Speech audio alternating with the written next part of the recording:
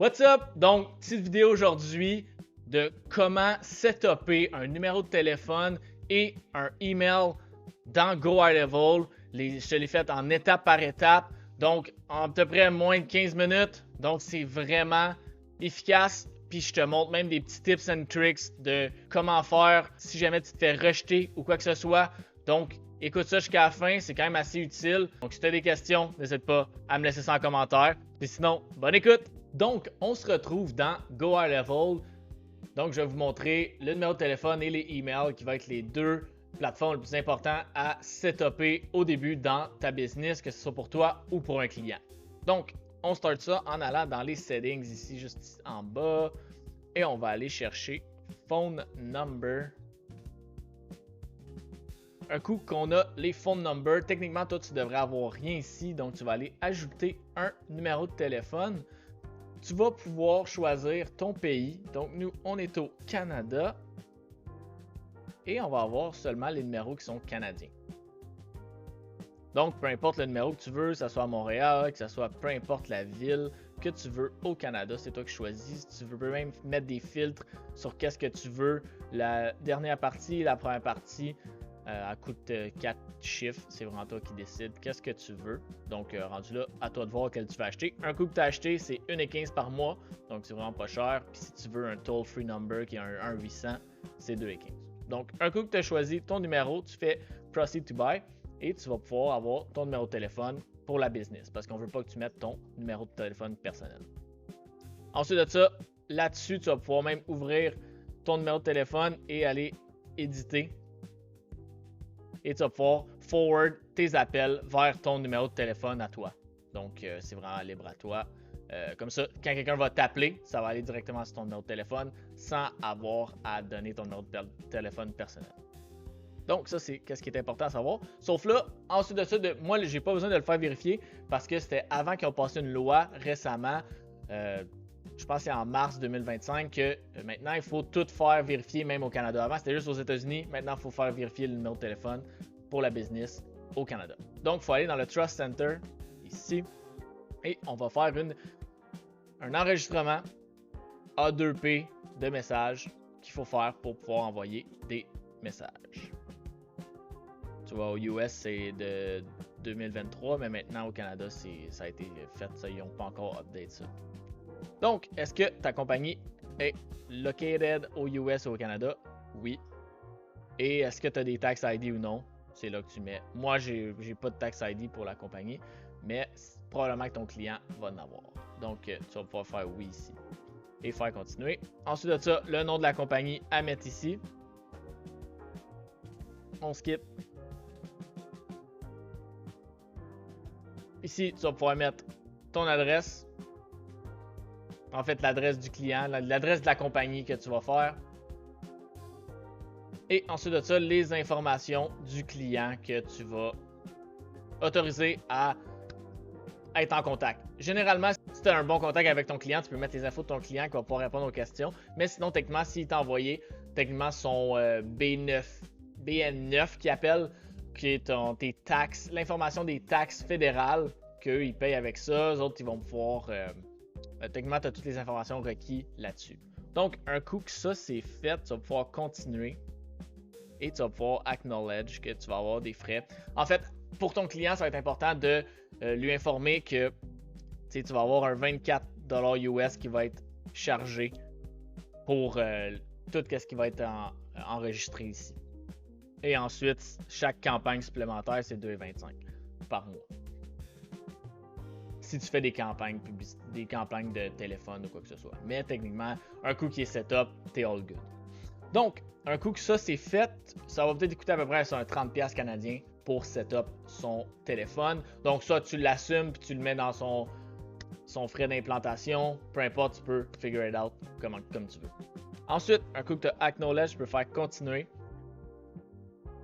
Il va falloir mettre le nom de la compagnie. Donc, le nom de la compagnie, c'est moi. Donc, pour cet exemple-là, l'industrie, je suis dans le...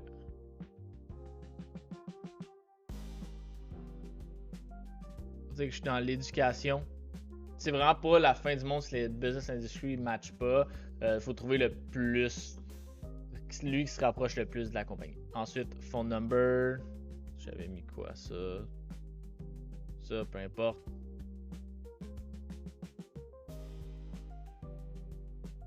C'est ça. Fait que ça dit vraiment d'utiliser un number normal. Mais là, moi, je vais pas faire le submit. Donc, c'est pour ça que je mets pas un autre téléphone valide. Donc, ensuite, on va faire continuer. Et ensuite, c'est là qu'il va falloir faire des cases.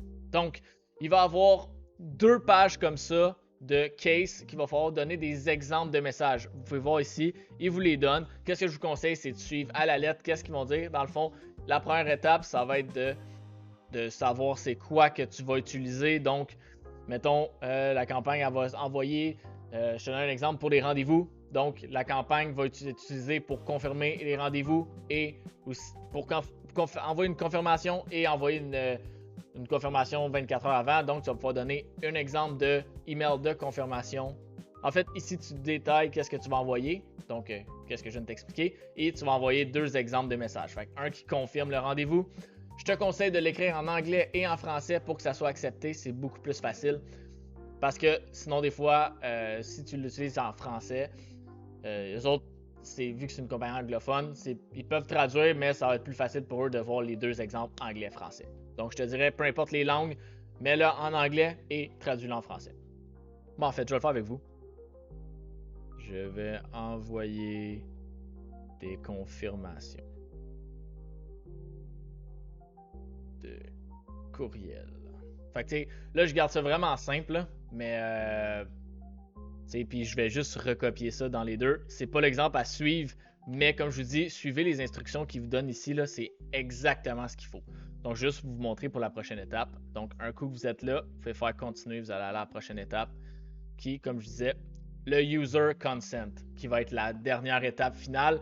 Donc, ici, on veut savoir comment tu vas demander au client le consentement pour recevoir du marketing de ta compagnie. Donc, c'est vraiment important d'avoir un petit carré dans ton formulaire qui quand ils envoient leur information à ta compagnie ou qu'ils vont avoir à leurs clients, peu importe qu'est-ce que tu vas travailler avec. Ça va être important de vraiment montrer c'est quoi le user checkbox to receive notification, puis d'être interpellé par la compagnie qui donne ces informations. Donc ça, c'est vraiment important. Et tu vas pouvoir aussi, que tu marques le opt-in message et le opt-out. Donc, le message de « je consens de recevoir blablabla » et aussi un message de « répondez stop pour ne plus recevoir ce message. De message de nous, peu importe. Fait que faut que tu aies un opt-in et un opt-out. Donc ça, c'est vraiment important en français et en anglais. Et un coup que tu as tout rempli ça, tu peux faire submit et ça s'envoie automatiquement pour vérification pour ton enregistrement. Donc c'est quand même assez simple. Et ça, un coup que c'est fait, ça va prendre à peu près 5 à 10 jours ouvrables, donc jusqu'à 2 semaines. C'est sûr que s'il y a des accents sur le papier, des fois ça peut être un problème. Donc, je te conseille que si tu te fais rejeter, parce que ça se peut que tu te fasses rejeter au début, si mettons, moi je reviens à mon Trust Center de base, il va-tu me faire venir? Je vais faire previous, cancel. Ici, tu vas voir ça va être en vérification ici. Et si tu es rejeté, tu vas le savoir ici. Donc, avec cette information-là, si tu es rejeté une fois, je te conseille d'appeler directement avec le petit point d'interrogation ici. Appelle le support avec le document de ton client et regarde les infos. Puis eux, ils vont faire la vérification pour toi. Parce que s'ils ont les infos, ça va être plus vite que si toi, tu fais du resubmit à chaque fois puis que ça coûte 20$ à chaque fois à ton client. Puis c'est pas ça que tu veux. Donc, strict, si jamais tu es refusé la première fois, tout de suite, contacte le support. C'est vraiment rapide, puis eux vont pouvoir t'aider à finir ça. Et ton client va pouvoir utiliser son numéro de téléphone ensuite. C'est rare qu'il y ait des problèmes. Donc, la partie numéro de téléphone est terminée. Ensuite de ça, la partie courriel. Un petit peu plus simple. Ici, on va avoir un default provider qui va être relié avec ton domaine, donc avec Lead Connector, qui vont t'offrir ça. Si tu as un autre hébergeur de courriel, qui va être, mettons, avec ton client ou de quoi, tu peux aller ici, ajouter un service et tu vas faire autre et tu vas pouvoir récolter toutes ces informations. Tu demandes à ton client toutes ces informations-là. Souvent, la personne qui s'occupe du domaine va avoir toutes ces infos-là pour avoir leur propre courriel. Ça va être vraiment plus facile parce que si tu utilises un nouveau courriel, ça va être plus, tu vas tomber dans les junk des clients et c'est pas ça qu'on veut. Donc, avec leur propre email service, tu vas pouvoir le mettre ici. Puis tous les courriels que tu vas envoyer à partir de la plateforme vont s'envoyer du courriel du domaine de ton client. Donc, tu vas pouvoir tout en demander ces informations-là. Si jamais c'est un Outlook ou quoi que ce soit, même chose, ça va être d'autres informations, mais ce que je te conseille, ici, ça va être ton username. En fait, tu as ton email password qui va être du Outlook de ton client ou le tien. Et pour ces informations qui te manquent, demande à ChatGPT pour ton type de courriel, que ce soit Outlook, que ce soit Gmail. Tu vas pouvoir, même le Gmail, je pense qu'il est là, ici, là, si tu veux. Tu vas avoir, avec Gmail, tu peux juste te connecter, puis c'est fini. Donc, selon qu'est-ce que tu as, tu peux te connecter. Puis ça va te permettre d'utiliser ton propre email pour envoyer des emails à partir de la plateforme. Donc, comme ça, tu ne tomberas pas dans de la junk. Ce qui est quand même suggéré. Mais si tu veux, moi, j'ai l'autre option que j'ai faite. Tu peux aller mettre ton propre domaine à partir de GoHighLevel aussi. Donc, l'autre option, c'est d'aller plugger ton domaine. Donc, tu vas aller ajouter ton domaine ici. Tu vas mettre ton nom de domaine. Puis, ça va te demander d'aller... En fait, toutes les étapes sont marquées ici. Là. Tu vas mettre ton domaine et tu vas avoir des New DNS Records. Fait que ça, tu vas pouvoir ajouter et vérifier. Vous allez avoir des DNS Records qui va pouvoir mettre dans votre plateforme de domaine, que ce soit GoDaddy, que ce soit Namecheap, vraiment. Là-dessus, si tu veux, je te dis, il faut juste demander à ChatGPT, il va te dire où il faut que tu mettes les infos, puis même c'est quand même assez user-friendly, peu importe la plateforme, c'est assez facile. Donc tu fais aller ça, puis je peux pas te montrer les miens parce que c'est de l'info confidentielle, donc comme je te dis, si tu sais pas c'est quoi, petit quick chat avec ChatGPT va t'expliquer, puis il va te montrer comment les installer. Puis un coup que tu les as ajoutés, tu vas pouvoir faire vérifier et tu vas arriver à faire vérifier ton domaine. Et ensuite, ça va te donner ici. Et tu vas pouvoir utiliser un email directement à partir d'ici. Donc, en faisant set headers, tu vas pouvoir mettre ton nom et ton email à partir de ton propre domaine. Donc, tu crées un propre email, puis ça, tu peux en créer comme tu veux. Donc, ça ressemble à ça pour le email. C'est vraiment assez simple. Puis, un coup que tout ça est setup, tu vas aller dans ta partie conversation juste ici. Et c'est ici que tu vas recevoir tous tes emails, tous tes textos qui vont tous être reliés à tes automatisations. Donc, comme je te dis, c'est vraiment assez simple. Dans la prochaine vidéo, je vais vous montrer des automatisations qui sont reliées avec le texto, mais tant que tu ne l'as pas setup, c'est parce que tu ne peux pas l'utiliser à son plein potentiel. Donc, ça va s'en venir dans les prochaines vidéos.